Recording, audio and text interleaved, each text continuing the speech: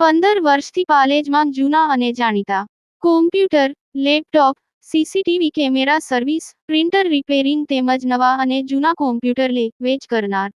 Admission form તેમજ તમામ સરકારી ફોર્મ ઓનલાઈન ભરી આપવામાં આવશે.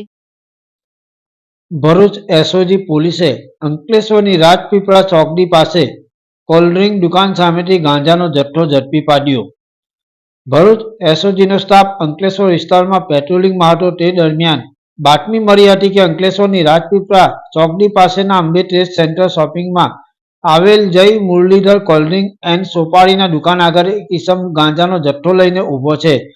જેવી બાતમીના આધારે પોલીસે વોચ ગોઠવી દરોડા પાડ્યા હતા. પોલીસે સ્થળ પરથી 435 ગ્રામ ગાંજાનો જથ્થો ઝડપી પાડ્યો હતો.